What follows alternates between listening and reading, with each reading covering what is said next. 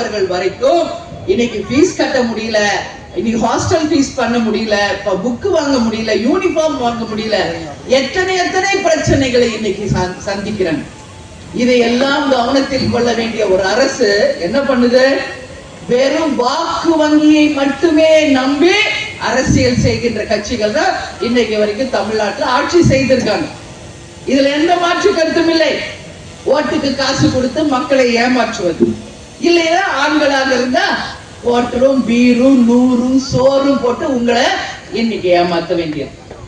அதே மாதிரி இன்னைக்கு நம்ம பார்த்தோம்னா பெண்களுக்கு 1000 ரூபாய் மாசத்துக்கு கொடுக்கிறோம் என்று சொல்லி மக்கள் வரி பணத்திலேயே 1000 ரூபாய் கொடுத்து இன்னைக்கு ஒட்டுமொத்த தமிழ்நாட்டை கடனாளி ஆக்கினதான் இந்த ஆட்சியின் பெருமை.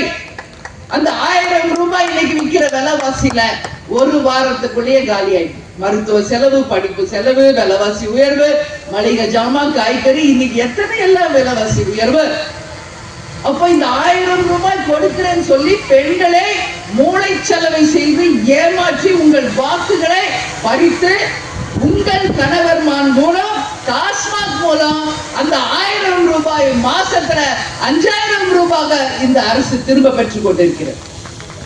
இன்னைக்கு தமிழ்நாட்டிலேயே அதிகமான இளம் விதவைகள் இருக்கின்ற ஒரு மாவட்டமாக மிகவும் மனவேதனையோட நான் பதிய வைக்கிறேன். நாமக்கல் மாவட்டம் ரொம்ப ரொம்ப மனவேதனையோட நான் பதிய வைக்கிறேன். ஏன்னா மதுவுக்கு அடிமையானவர்கள் நிச்சயமாக ரொம்ப நாள் வாழ முடியாது.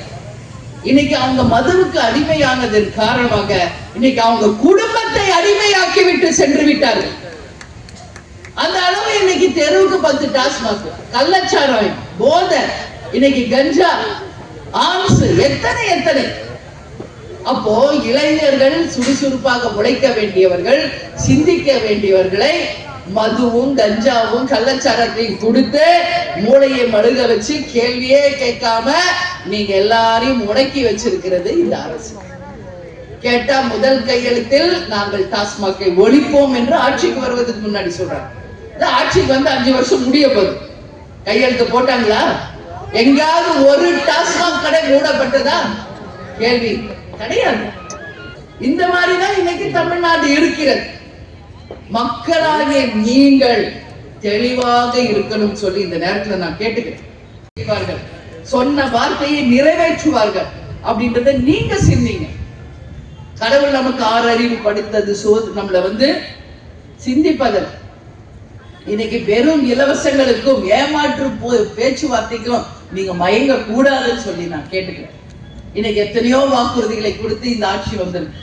ஏதாவது வாக்குறுதிகளை நிறைவேற்றி இருக்காங்களா? நீட் எக்ஸாம் ஒழிக்கப்படும், முதல் கையெழுத்தே நீட் எக்ஸாம் தான் ஒழிப்போம் அப்படின்னு சொல்லி ஆட்சிக்கு வந்தாங்க. ஆனா அந்த நீட் எக்ஸாமை கொண்டு வந்ததே இந்த மாவட்டத்தில் இருக்கின்ற சுகாதாரத்துறை அமைச்சராக இருந்தவர், அவர் பேர் காந்தி செல்வன் அப்படிங்கிறவர் தான்.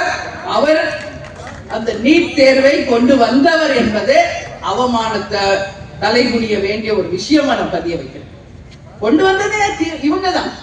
அப்ப எப்படி நீட் எக்ஸாம் நீங்க ஒழிப்பீங்க? வந்தவொடனே எப்படி முதல் கையெழுத்துல நீட்டை ஒழிப்பீங்க? அப்ப இதெல்லாம் ஏமாற்று வேலையா இல்லையா?